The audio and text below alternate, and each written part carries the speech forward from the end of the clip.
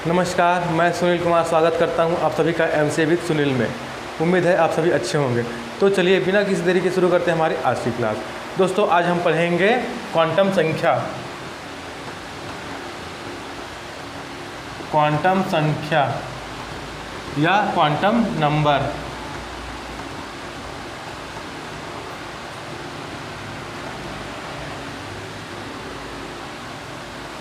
तो किसी परमाणु के अंदर इलेक्ट्रॉन की स्थिति और ऊर्जा को दर्शाने के लिए जिन संख्याओं का यूज़ किया जाता है उन्हें क्वांटम नंबर कहा जाता है।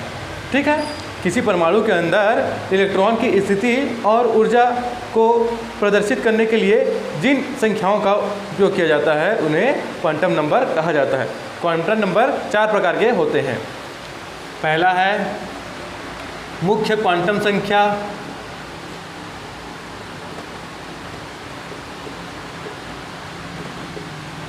दूसरा है दिगंशी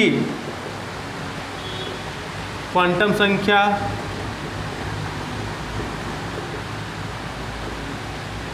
तीसरा है मैग्नेटिक क्वांटम संख्या या चुंबकीय क्वांटम संख्या, चुंबकीय क्वांटम संख्या, और चौथा है चक्रण क्वांटम संख्या। तो ये 4 क्वांटम संख्याएं होते हैं। इंग्लिश में इसको कहा जाता है प्रिंसिपल क्वांटम नंबर। यह है एजीमुथल क्वांटम नंबर, यह है मैग्नेटिक क्वांटम नंबर, और ये है spin quantum number, spin quantum number. ठीक, तो ये 4 क्वांटम नंबर होते हैं। मुख्य क्वांटम नंबर या प्रिंसिपल क्वांटम नंबर, दिगंशी क्वांटम नंबर या एजीमुथल, चुंबकीय क्वांटम नंबर या मैग्नेटिक क्वांटम नंबर, और चौथा है चक्रण क्वांटम संख्या या फिर स्पिन क्वांटम नंबर। ठीक है, तो जो मुख्य क्वांटम संख्या होता है उसको स्मॉल n से डिनोट किया जाता है। जो दिगंशी या एजीमुथल क्वांटम नंबर होता है उसे स्मॉल l से डिनोट किया जाता है। मैग्नेटिक क्वांटम नंबर को स्मॉल m से डिनोट किया जाता है, और जो चक्रण क्वांटम संख्या या स्पिन क्वांटम नंबर होता है इसे स्मॉल s से डिनोट किया जाता है। ठीक है, तो ये जो मुख्य क्वांटम संख्या है वो मुख्यतः ये क्या होता है, ये जो शेल होता है ना, शेल होता है परमाणु का, वही होता है जो ऊर्जा स्तर होता है परमाणु का, वही ये मुख्य क्वांटम संख्या होता है। ठीक है, जो शेल होते हैं या कक्ष ऑर्बिट, जो ऑर्बिट होते हैं उन्हीं को मुख्य क्वांटम नंबर कहा जाता है। और जो सब शेल होते हैं उन्हीं को दिगंशी क्वांटम नंबर या एजीमुथल क्वांटम नंबर कहा जाता है। ये सब शेल होते हैं, ये शेल मतलब कोश होते हैं। ठीक है, और ये उपकोश होते हैं। और जो कक्षक या ऑर्बिटल होते हैं उन्हें चुंबकीय क्वांटम नंबर कहा जाता है। ये ऑर्बिटल होते हैं या कक्षक, ये कक्षक होते हैं उन्हें चुंबकीय क्वांटम नंबर कहा जाता है। अब ये नई चीज़ है, एक है यह है spin quantum number. Spin quantum number जो इलेक्ट्रॉन होते हैं इनके किस तरीके से वो घूमते हैं, चक्रण किस प्रकार से करते हैं उनको बताते हैं। जो इलेक्ट्रॉन होते हैं वो 2 तरीके से चक्रण करते हैं, पहला तो है क्लॉकवाइज, दूसरा है एंटी क्लॉकवाइज। तो ये जो चक्रण क्वांटम संख्या है ये बताते हैं कि जो इलेक्ट्रॉन है वो परमाणु के अंदर किस तरीके से चक्रण कर रहा है या घूम रहा है। ठीक है, एंटी क्लॉकवाइज घूम रहा है या फिर क्लॉकवाइज घूम रहा है, ये हमको चक्रण क्वांटम संख्या बताता है। ठीक है, तो कैसे याद करेंगे चक्रण क्वांटम संख्या या फिर चारों क्वांटम संख्या, वो देखते हैं आगे। ये स्पिन क्वांटम नंबर है। ठीक है, जो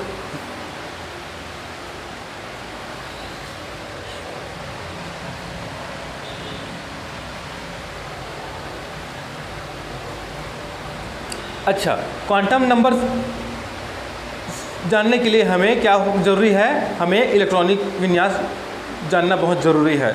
जब तक हम इलेक्ट्रॉनिक विन्यास निकालना नहीं सीखेंगे या फिर हमें मालूम नहीं होगा कि इलेक्ट्रॉनिक विन्यास कैसे निकालते हैं, हम क्वांटम नंबर नहीं निकाल पाएंगे। ठीक है, क्योंकि जो परमाणु के अंतिम शेल में जो सब शेल होता है उसी की इलेक्ट्रॉन का हम लोग क्वांटम नंबर निकालते हैं। जैसे मैं एक परमाणु लिखता हूँ ऑक्सीजन का, ठीक है, इसका परमाणु क्रमांक होता है 8, तो इसका इलेक्ट्रॉनिक विन्यास होता है 1s2, 2s2 और 2p4।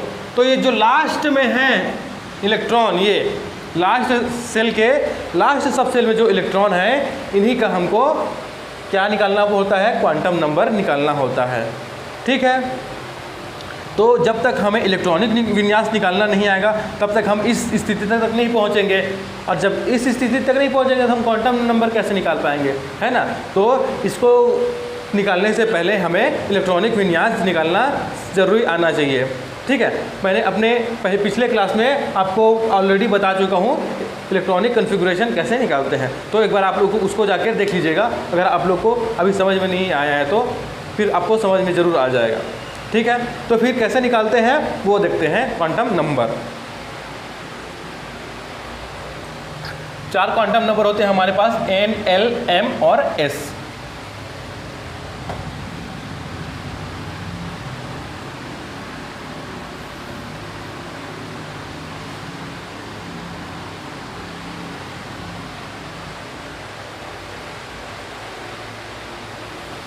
मान लीजिए मेरे पास दिया है 4p6, ठीक है, इसका मुझे क्वांटम नंबर निकालना है। तो कैसे निकालूंगा, हमारे पास क्वांटम नंबर कितने होते हैं, 4 होते हैं, n होता है, l, m और s। ठीक है, तो जो अच्छा इसमें यह क्या है बता देता हूँ। इसमें जैसे 4p6 दिया है तो इसमें जो ये होता है ये मुख्य क्वांटम संख्या होता है, या ये मुख्य क्वांटम संख्या होता है। जो पहले नंबर दिया होगा ये मुख्य क्वांटम संख्या होगा। ये शेल भी होता है, जो परमाणु का शेल होता है ना, जो ऊर्जा स्तर, ये वही होता है, इसको मुख्य क्वांटम संख्या भी बोलते हैं। तो n का वैल्यू हमेशा ये होगा, जो भी पहले नंबर दिया होगा वो n का वैल्यू होगा। उसके बाद देखिए ये जो है ये सब शेल होता है, ये सब शेल होता है ना। और सब शेल को हम परमाणु संरचना में क्या डिनोट किए थे, L से डिनोट किए थे।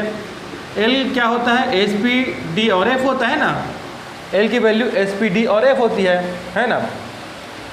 तो वही है p, ये भी सब सेल है, p सब सेल इसमें दिया है।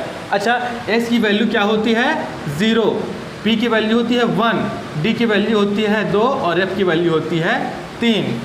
ठीक, ये वैल्यू होती है s की 0, p की 1, d की 2 और f की 3। तो p क्या है, सब सेल है, l है। ठीक है, और ये जो है 6 जो है ये इलेक्ट्रॉन की संख्या है, ये इलेक्ट्रॉन की संख्या है। ठीक, 4 है मुख्य क्वांटम संख्या, p है वो है सब सेल, और इससे हम निकालेंगे दिगंशी क्वांटम संख्या। और ये जो 6 दिया है ये इलेक्ट्रॉन की संख्या होती है इस सब सेल में ना। p सब सेल में इतने इलेक्ट्रॉन है, कितने, 6 इलेक्ट्रॉन हैं। तो अब चलिए कैसे निकालते हैं वो देखते हैं। तो n इज इक्वल टू देखिए क्या है, 4 आ जाएगा। ठीक है, मुख्य क्वांटम संख्या निकल गया। उसके बाद दिगंशी क्वांटम संख्या क्या हो जाएगा, p, ये l है ना, ये l का ही है, अंदर आता है ना। जो l क्या है, सब सेल का एक ग्रुप है जिसमें ये p एक सब सेल है। ठीक है, तो l के लिए p का वैल्यू क्या होगा, देखिए p का वैल्यू 1 दिया है तो l के लिए p का वैल्यू 1 हो जाएगा। अगर मान लीजिए यहाँ 4s, मान लीजिए 4s2 रहता, ठीक है, तो s के लिए l का वैल्यू 0 होता। देखिए s का वैल्यू 0 है ना, तो s का वैल्यू l के लिए यहाँ पर 0 आ जाता। अगर यहाँ पर d होता तो l के लिए d का वैल्यू 2 है तो यहाँ पर 2 आ जाता। ठीक, अगर यहाँ पर f होता, मान लीजिए यहाँ पर f होता तो l के लिए, जैसे ये l हो जाएगा, ठीक है, ये l हो जाएगा, तो l के लिए f का वैल्यू 3 है ना, तो यहाँ पर 3 आ जाता, 3 आ जाता। तो इस तरीके से हमें ये l का वैल्यू पुट करना है। ठीक है, तो अभी के हिसाब से अभी के हिसाब से देखिए, चूंकि P है तो L के लिए P का वैल्यू क्या है 1, तो अपन 1 लिख देते हैं। अब आते हैं मैग्नेटिक क्वांटम नंबर पे। तो जो m का वैल्यू है वो L पर डिपेंड करता है, ठीक है। m का वैल्यू जो है L पर डिपेंड करता है, और m का वैल्यू होता है -L से +L, ठीक है। m का वैल्यू -L से +L होता है। तो कैसे निकालते हैं ये देख लीजिए। तो देख लीजिए, जो सब सेल होता है s, इसमें एक ऑर्बिटल होता है, ठीक है। हम लोग जानते हैं, इसमें इसको इस तरीके से लिखते हैं, सब सेल एक में एक ऑर्बिटल होता है। ये हम देख चुके हैं परमाणु संरचना वाले क्लास में, है ना। और उसके बाद दूसरा क्या है, सब सेल P, उसमें 3 ऑर्बिटल होते हैं, 3 ऑर्बिटल होते हैं। इसको इधर का बना देता हूँ। S सब सेल में एक ऑर्बिटल होता है, P सब सेल में 3 ऑर्बिटल होते हैं। इसी प्रकार जो D सब सेल है उसमें 5 ऑर्बिटल होते हैं, और जो F सब सेल है उसमें 7 ऑर्बिटल होते हैं।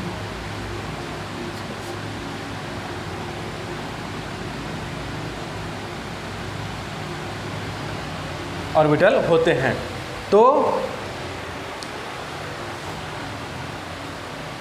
तो m की वैल्यू s ऑर्बिटल के लिए या s सब सेल के लिए, s सब सेल के लिए होगी, क्योंकि देखिए s का वैल्यू क्या है 0, s का वैल्यू क्या होता है 0 होता है ना, इसका वैल्यू 0 देखिए, तो m का वैल्यू भी 0 हो जाएगा।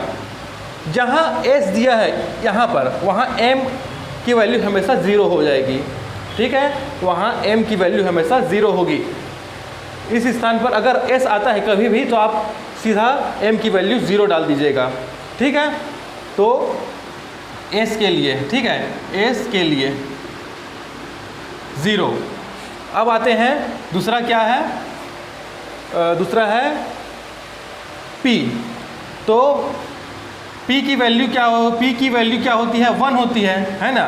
तो -1 से +L देखेंगे तो क्या हो जाएगा, 1 को -1 0 +1, ये किसके लिए होता है, P के लिए। अगर यहाँ P है तो m की वैल्यू -1 से +1 के बीच होगी, ठीक है। अगर यहाँ पर D होता तो देखिए D का वैल्यू 2 है, तो m इस कंडीशन में m की वैल्यू होगी, देखिए -2 से +2 देखेंगे, ठीक है। क्या होती है, m का जो वैल्यू है वो l पर डिपेंड करता है, और m का वैल्यू -L से +L के बीच में होता है, ठीक है। तो चूँकि D के लिए हम लोग देख रहे हैं, अगर यहाँ पर D होता तब की कंडीशन के लिए तो 2 है, तो -2 से +2, ठीक है। ये किसके लिए हो जाएगा, D के लिए, D के लिए। अब बाकी है F के लिए, ठीक है। अगर F आया यहाँ पर, अगर यहाँ पर P की जगह F आया तो m की वैल्यू क्या हो जाएगी, देखिए f की वैल्यू 3 है, तो m की वैल्यू हो जाएगी -3 से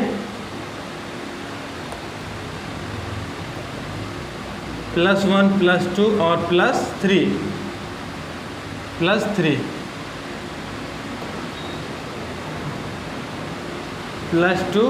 +3।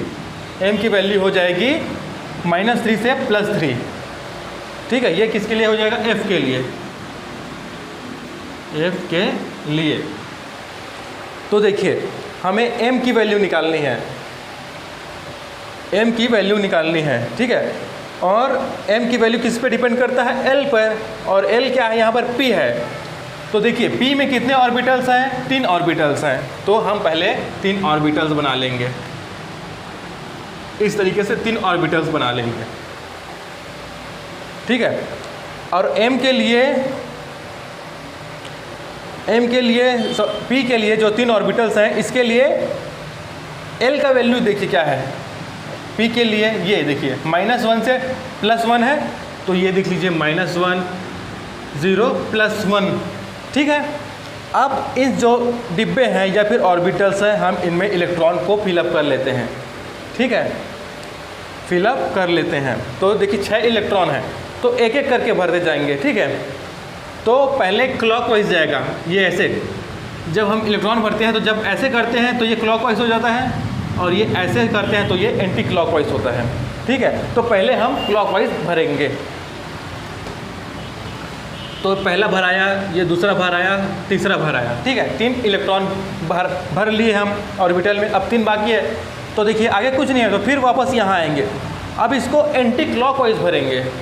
पहले क्लॉकवाइज भरे हैं, अब इसको एंटी क्लॉकवाइज भरेंगे। तो कैसे भरेंगे, ये इस टाइप हो जाएगा, चौथा, पाँचवा, छठवा। ठीक है, इस तरीके से हम इलेक्ट्रॉन इस ऑर्बिटल में फिलअप कर लिए। अब अगर हमसे पूछा गया कि इसके अंतिम इलेक्ट्रॉन की चारों क्वांटम संख्याएं ज्ञात कीजिए। ठीक है, तो देखिए, तो n = 4 अमन ऑलरेडी निकाल चुके हैं। l = 1, p, क्योंकि p का वैल्यू 1 होता है, और l = p, तो l = 1। ठीक है, अब चूँकि देखिए, अच्छा m का वैल्यू क्या हो जाएगा इस तरह से, m का वैल्यू हो जाएगा, अगर अंतिम इलेक्ट्रॉन ये है, देखिए पहला इलेक्ट्रॉन, दूसरा इलेक्ट्रॉन, तीसरा इलेक्ट्रॉन, फिर चौथा, पाँचवा, छठवा अर्थात अंतिम इलेक्ट्रॉन। अंतिम इलेक्ट्रॉन किस में है, +1 में है, तो m का वैल्यू क्या हो जाएगा, +1। ठीक, अब बाकी क्या है, स्पिन क्वांटम नंबर। तो स्पिन क्वांटम नंबर देखिए, क्योंकि अंतिम इलेक्ट्रॉन की बात की जा रही है, अंतिम इलेक्ट्रॉन का क्वांटम नंबर ज्ञात करना है हमें, और जो अंतिम इलेक्ट्रॉन है वो एंटी क्लॉकवाइज है। तो जब इलेक्ट्रॉन क्लॉकवाइज होगा तो हमें s बराबर 1/2 लिखना है, और जब एंटी क्लॉकवाइज होगा, ये क्लॉकवाइज हो गया ना, और एंटी क्लॉकवाइज होगा तो हमें s = -1/2 लिखना है। जब ये रहेगा तो ये आएगा, और जब ऐसा रहेगा तो s = -1/2 आएगा। ये क्लॉकवाइज रहेगा तो s = +1/2, और एंटी क्लॉकवाइज रहेगा तो s = -1/2 आएगा। तो यहाँ पर देखिए, एंटी क्लॉकवाइज है अंतिम इलेक्ट्रॉन, तो यहाँ पर क्या आ जाएगा, -1/2। तो देखिए चारों क्वांटम नंबर इस इलेक्ट्रॉन के निकल गए, जो अंतिम इलेक्ट्रॉन है p सबसेल का निकल गया। n = 4, l = 1, m = +1 और s = -1/2। ये चारों क्वांटम नंबर इस तरीके से हमें निकालने हैं। ठीक है, और कुछ निकाल के देख लेते हैं।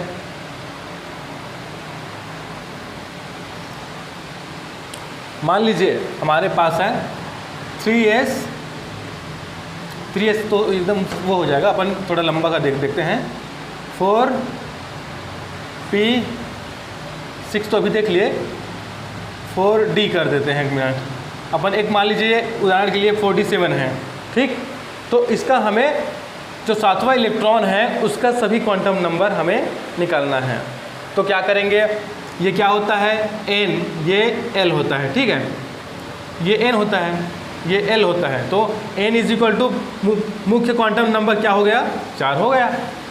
l = d, l = d, और d का वैल्यू क्या होता है, देखिए 2। l = d दिया है और d का वैल्यू होता है 2, इसलिए 2, तो l का मान 2 निकल गया। ठीक, अब बाकी आते हैं m, मैग्नेटिक क्वांटम नंबर। तो m का वैल्यू किस पर डिपेंड करता है, l पर, है ना। m का वैल्यू l पर डिपेंड करता है, और d दिया है ना। तो d में कितने ऑर्बिटल होते हैं, तो d में 5 ऑर्बिटल होते हैं। तो ऑर्बिटल बना लीजिए पहले, 1 2 3 4 5। ठीक, अब देखिए 5 ऑर्बिटल हैं, तो m का वैल्यू l पर डिपेंड करता है। तो यहाँ देखिए 5 ऑर्बिटल्स हैं, तो d के लिए l का वैल्यू कहाँ है, तो d के लिए l का वैल्यू ये देखिए, d के लिए m का वैल्यू ये क्या हो जाएगा, -2 -1 0 +1 +2। अब हमें इन ऑर्बिटल्स में इन 7 इलेक्ट्रॉनों को भरना है।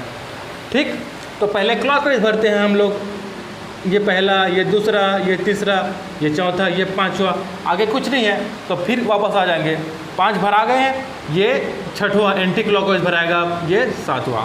तो देखिए 7वां इलेक्ट्रॉन यहाँ भराया -1 वाले में, है ना, तो m = क्या हो जाएगा, -1 हो जाएगा। ठीक, अब आगे क्या है, स्पिन क्वांटम नंबर निकालना है हमें। तो चूंकि देखिए ये जो 7वां इलेक्ट्रॉन है एंटी क्लॉकवाइज है और एंटी क्लॉकवाइज रहता है तो इसका वैल्यू क्या होता है -1/2। तो क्या हो जाएगा -1/2। ठीक, तो ये हमारे 4 क्वांटम नंबर निकल गए। हमें सबसे पहले ये देखना है, तो जो n होता है वो तो हमें क्लियर दिखता है, जो सामने नंबर आता है वो n होता है, ठीक है। फिर जो l होता है वो d होता है, ठीक, वो d का वैल्यू होता है। जो l होता है वो d का वैल्यू होता है। तो l बराबर क्या हो गया d, और d का वैल्यू कितना है 2 है ना, 2 है तो 2 लिख लीजिए। उसके बाद आते हैं m क्या होता है ऑर्बिटल होता है। m क्या होता है ऑर्बिटल, और m का वैल्यू l पर डिपेंड करता है। तो देखिए डी सब सेल में डी उप कोश में कितने ऑर्बिटल होते हैं तो डी उप कोश में 5 ऑर्बिटल होते हैं। तो हम पहले 5 ऑर्बिटल बना लिए, फिर उनमें इन इलेक्ट्रॉनों को भर लिए, ठीक है। अब उन 5 जैसे 5 ऑर्बिटल हैं तो क्या हो जाएगा, 5 जगह है तो -2 -1 0 +1 +2 इस तरीके से ये आ गया वैल्यू। और देखिए जिस इलेक्ट्रॉन की बात कर रहे हैं तो उसके नीचे जो भी वैल्यू हो हम वहाँ वो वैल्यू लिख देते हैं। इससे हमारा मैग्नेटिक क्वांटम नंबर प्राप्त हो जाता है। उसके बाद जो स्पिन क्वांटम नंबर पे आते हैं, तो अगर इलेक्ट्रॉन क्लॉकवाइज घूम रहा है तो हम +1/2 करेंगे, अगर इलेक्ट्रॉन एंटी क्लॉकवाइज घूम रहा है तो हम -1/2 लिख देते हैं, ठीक। एक और देखते हैं,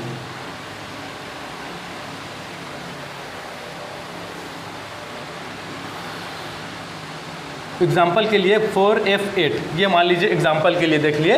अब हमें क्या निकालना है, देखिए n = क्या हो जाएगा 4, मुख्य क्वांटम संख्या ये होता है तो n = 4।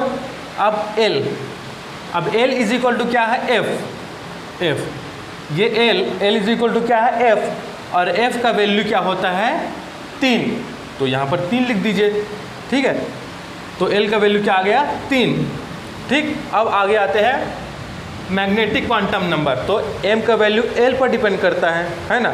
l क्या है f, और f में कितने ऑर्बिटल होते हैं, f में 7 ऑर्बिटल होते हैं, f में 7 ऑर्बिटल होते हैं, 1 2 3 4 5 6 और ये 7 ऑर्बिटल हो गए। जो m का वैल्यू हुआ होता है वो l पर डिपेंड करता है, और l क्या है f है ना, और f जो सब शेल है उसमें 7 ऑर्बिटल होते हैं। तो अपन 7 ऑर्बिटल बना लिए पहले, ठीक है। ये m जो होता है ऑर्बिटल होता है। अब देखिए f की वैल्यू क्या होती है, m की वैल्यू l के लिए क्या होती है, ये देखिए -3 -2 -1। तो ये लिख लेते हैं -3 -2 -1 0 +1 +2 और +3, ये लिख लिए। अब इन जो ऑर्बिटल्स हैं हम इनमें इन इलेक्ट्रॉनों को फिलअप कर लेते हैं, ठीक है। तो देखिए 8 इलेक्ट्रॉन है, तो पहला आया, दूसरा आया, तीसरा आया, चौथा आया, 5वां 6वां 7वां, पहले क्लॉकवाइज भरते हैं। अब देखिए आगे कुछ नहीं है, फिर वापस आ जाएंगे तो क्या हो जाएगा ये 8वां।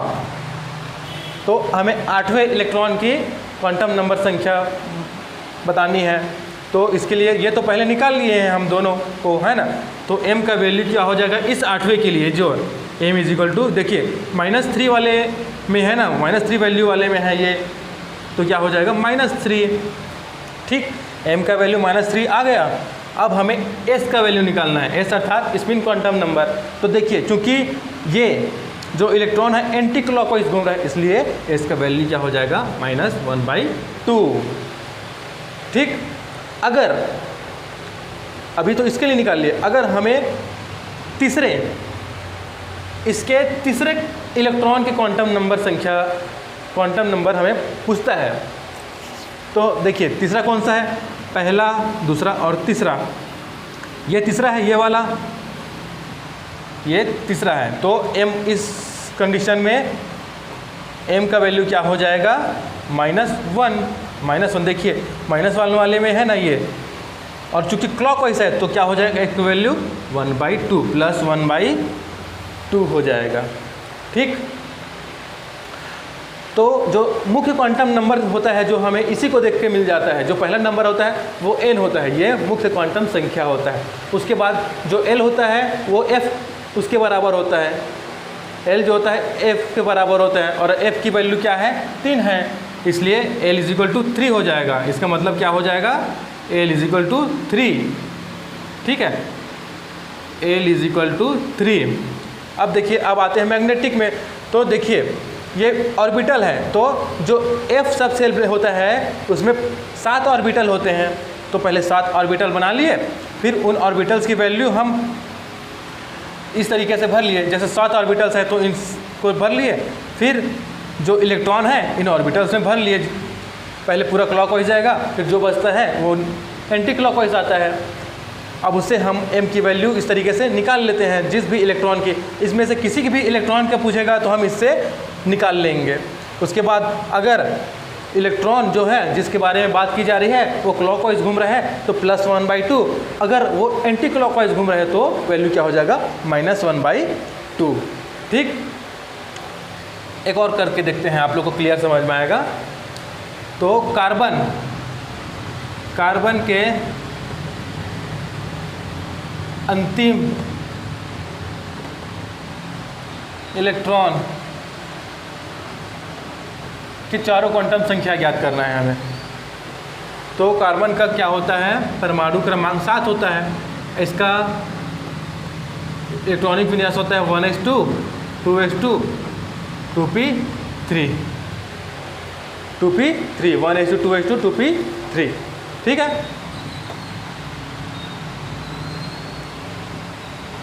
तो देखिए हमें इसका निकालना है, तो इसको यहाँ लिख लेते हैं 2p3।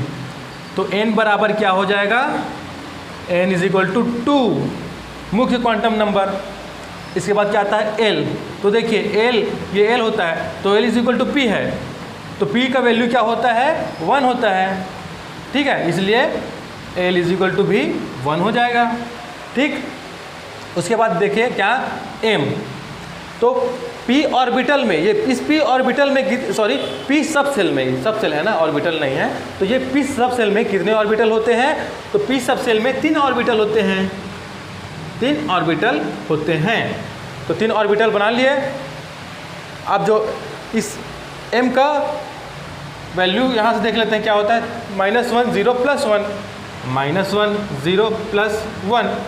अब इसमें इन 3 इलेक्ट्रॉनों को हम भर लेते हैं, 1 2 3, 3 इलेक्ट्रॉन आ गए, और देखिए तीनों क्लॉकवाइज है ना।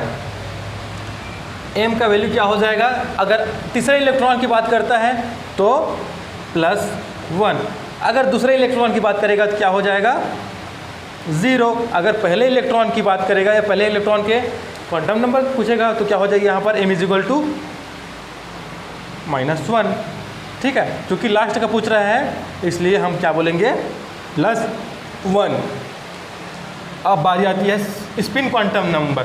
तो चूंकि देखिए जो थर्ड इलेक्ट्रॉन है वो क्लॉकवाइज घूम रहा है, इसलिए s का वैल्यू हो जाएगा +1/2, ठीक। तो इस तरीके से आप लोग को क्वांटम नंबर निकालने हैं। उम्मीद है आप लोग को ये क्लास पसंद आया होगा। अगर पसंद आया है तो मेरे चैनल को सब्सक्राइब कीजिए, वीडियो को लाइक कीजिए, शेयर कीजिए, और जो बेल आइकॉन है उसको भी ज़रूर दबा दीजिएगा। धन्यवाद।